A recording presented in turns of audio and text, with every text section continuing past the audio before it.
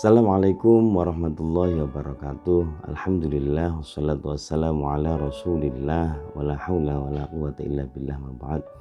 Sahabat BKPRMI Banyuwangi yang dimuliakan oleh Allah, alhamdulillah pada kesempatan kali ini kita diberikan kekuatan, kesehatan, mudah-mudahan semua amal kita diterima oleh Allah Subhanahu wa taala. Untuk saat ini akan kami sampaikan tentang melawan hawa nafsu. Imam Al-Ghazali di dalam kitabnya menyampaikan bahwa 3 macam orang melawan hawa nafsu. Yang pertama, ada kalanya orang itu ketika ada hawa nafsu yang cenderung kepada melakukan keburukan, itu dia mengikutinya atau dia mengikuti hawa nafsu, sehingga dia dikatakan orang yang dikendalikan hawa nafsu.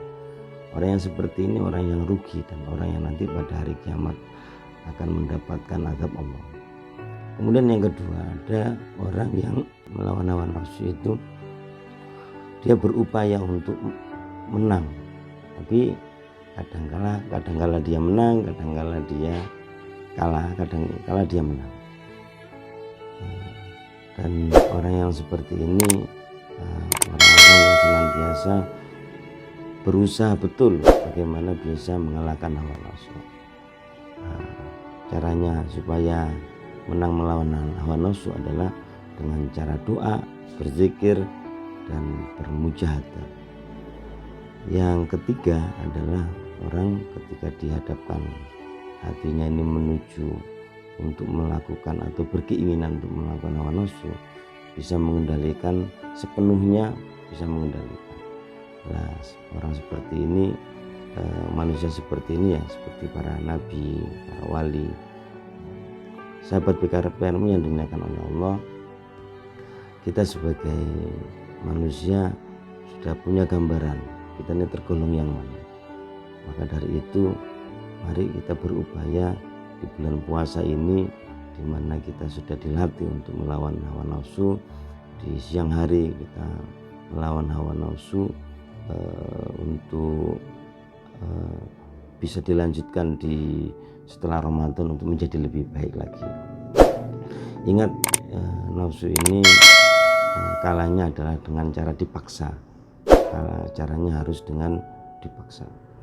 Sahabat BKPRMI yang dimuliakan oleh Allah, Nabi Yusuf ketika menginjak dewasa, kemudian beliau diajak untuk berbuat keji oleh Zulaikha, yang namanya Nabi Yusuf tidak mau. Kenapa? Karena Nabi Yusuf merasa dirinya ini adalah bisa melawan hawa nafsu itu. Nabi Yusuf akhirnya bisa melawan hawa nafsu, minta kepada Allah supaya dijauhkan dari perbuatan keji itu. Begitupun juga anak-anak muda kita atau kita, kalau bisa melawan hawa nafsu sekuat tenaga, dan itu kita minta kepada Allah Subhanahu wa taala. Ketika Nabi Yusuf dibuang oleh saudara-saudaranya, kemudian sampai akhirnya Nabi Yusuf dibuang ke sumur, kemudian dibawa oleh orang dan dijual di Mesir. Nah, singkat cerita, Nabi Yusuf menjadi penguasa di sana.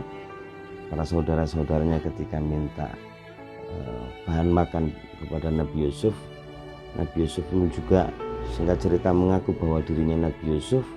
Apa yang dilakukan Nabi Yusuf ketika melihat saudaranya itu, di mana saudaranya dulu membuangnya ke sumur, kemudian Nabi Yusuf dengan legowo, dengan tidak mengedepankan egonya, tidak mengedepankan emosinya, tidak marah, Nabi Yusuf dengan hati yang sabar, dengan hati yang lapang memaafkan saudara-saudaranya itu.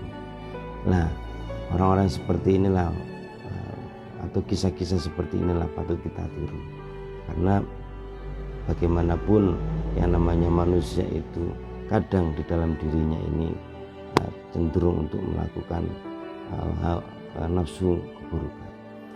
Sahabat BKPRMI yang dimuliakan oleh Allah, ketahuilah bahwa di dalam diri kita ketika kita bisa melakukan perbuatan baik, itu bukan karena kehebatan kita.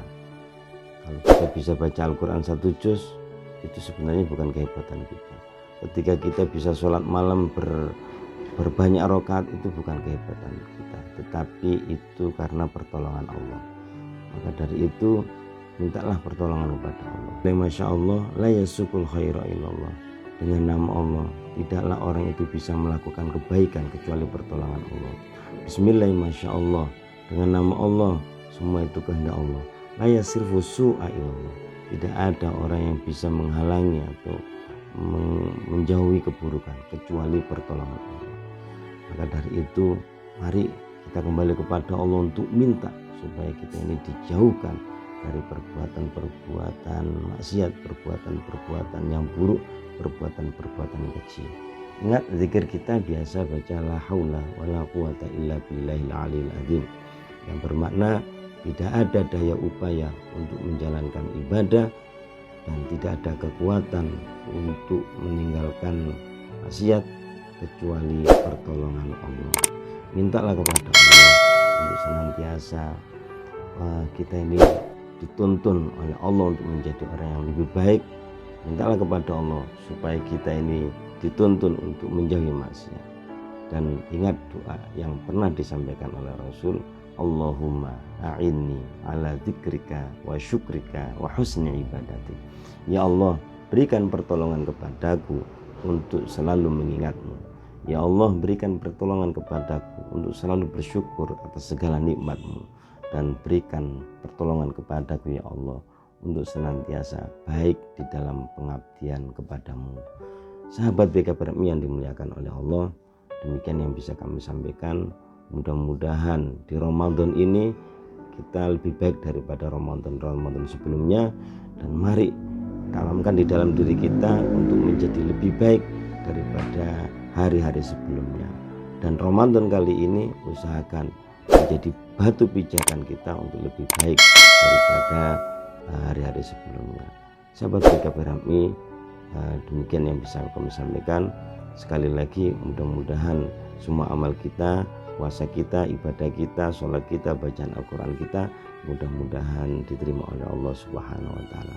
Amin, amin ya Rabbal Alamin. Demikian dari kami, akhirul kalam, ihdinas shiratal mustaqim. Wassalamualaikum warahmatullahi wabarakatuh.